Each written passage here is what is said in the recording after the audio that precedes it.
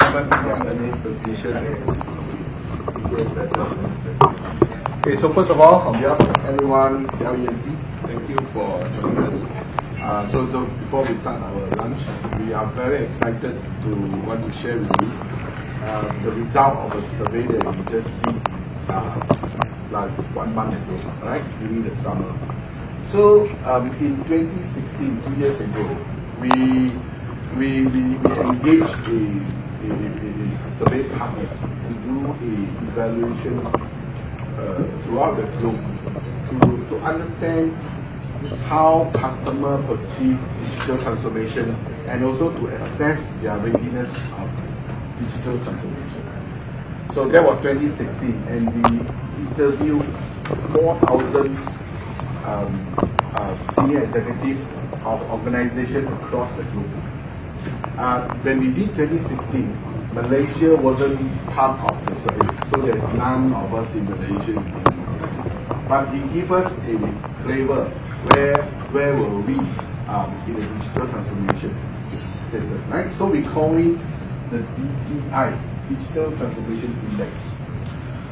So during summer this year, 1-2 months ago, we conduct again a similar type of survey. But for this round, we expand to more countries. So from 40 countries, we expand to 46 countries. And from 18 countries, we expand to 46 countries. And in terms of number of respondents, we expand from 4,000 to 4,006. And we are very glad for this round, we have 100 respondents from Malaysia. So by just looking at the response from these 100 individuals,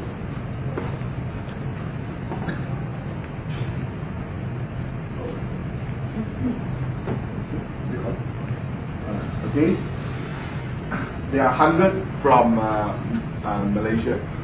So what I'm going to share with you, the statistic or the finding later, is very close to us, which is Malaysia, right?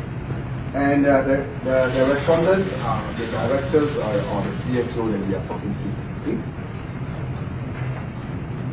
Now, when we interview the respondents, we ask them 5 questions, right? How is their business digital transformation status today? It's a very open question, and get them response. And then, what is their expectation? How they assess themselves and what the success look like, right? And how are their organizations doing the transformation? And what are the priorities and the plans for the transformation? And also a very important question, what are the challenges they are facing when they want to do digital transformation? These are 5 very subjective questions, and of course, the statistic expert will have the weightage and the rating, and then include. So this is how we do it. So all of us know that digital disruption is changing the way we live, the way we work, and even the way that we conduct business. All of us know that, right? The opportunities are boundless, yet it is very threatening. So in 2016, when we talked to the 4,000 CXO around the globe, 45% of them worried that in 5 years' time, are the business still there? And that was 2 years ago. So for this recent survey, the statistics also show it's still 45% of them worried whether their business will still exist. So the fear is still there, right? Now, this is an important chart. So this is the survey result of these 100 respondents in Malaysia. Right? So we divide the respondents into 5 categories. Of course, it starts with the digital leader. So digital leader are the organization where digital is their DNA. Everything they do is based on digital. Whether they manage employees, they organize themselves, they talk to customers, they talk to vendors, how they communicate, very digital, all start from digital, right? It's only 3%. So out of 100, only 3 of them are really in their And then we have the digital adopters. That means an organization where they have a very strong, very clear digital transformation plan. Then you have 28% still evaluating. Okay? And then you have 41%, which is the highest. Out of 100 of them, 41 of them digital follow. Digital follow means they know they need to do something, but they were not serious about it. Their digital transformation are very fragmented, a little bit here, a little bit there, right? And then you have 10% digital legacy.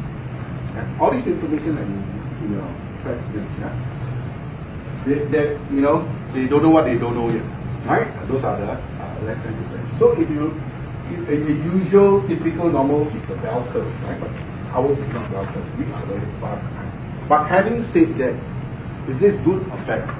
I don't think it's a question of good or bad. I think it's a question of preference, right? It's a history of Malaysia. 2018, we did this survey, and this is the shape, right? Hopefully, in the future, in the near future, we will do the same survey, then we'll see whether the shape will move up or down, right? So this is not very good or bad.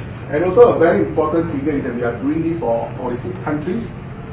We are waiting for the result of those global information to be published. Then we can do reference, right? For example, we can map this to, let's say, Singapore, our neighbor country.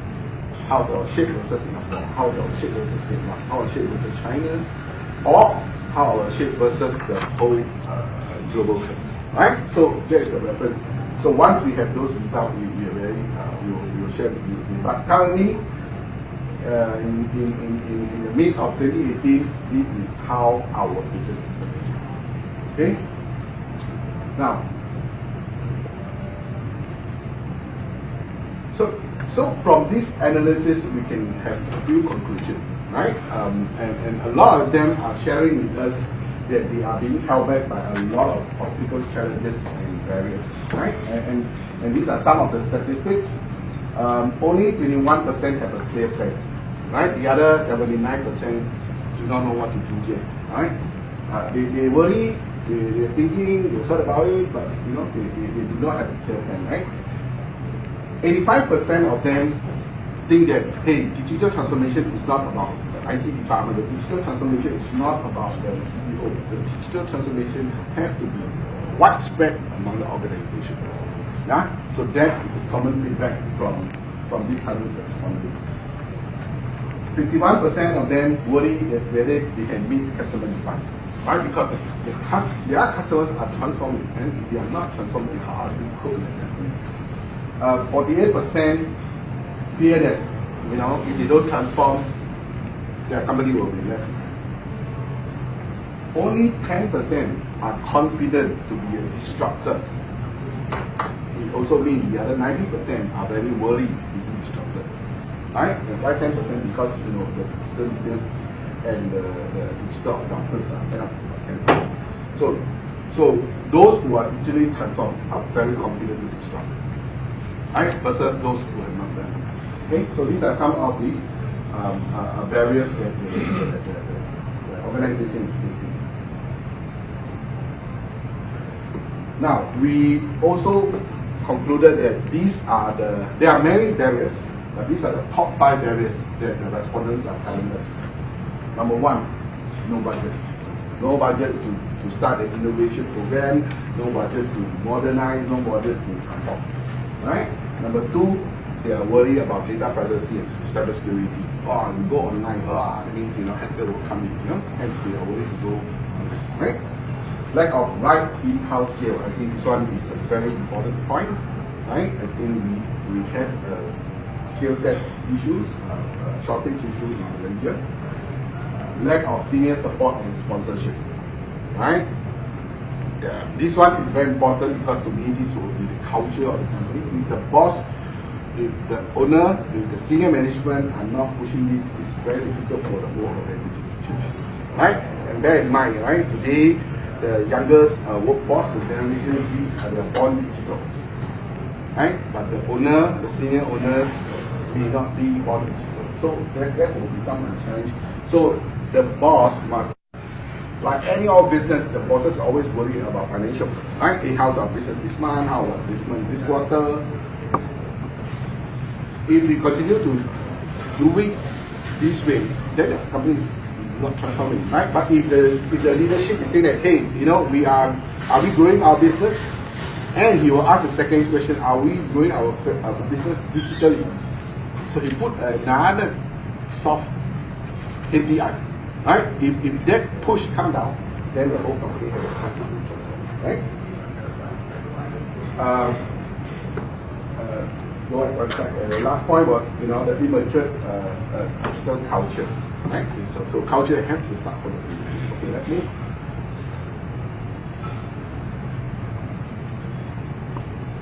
So, knowing the barriers, a lot of the organizations are taking steps, right? Of course, a lot of them still do not know what to do, but a lot of them are taking steps. But what are they doing? They are doing their workforce transformation, they are doing their security transformation, and they were doing the IT transformation. So 54% is using digital technology to accelerate new product and services development. Yeah? So 54% of them now is using digital technology to incorporate into their product solutions to serve the customer better. Right? 28% already started agile development. This one is more for the software development piece. Right? In the past, the software development cycle is very long.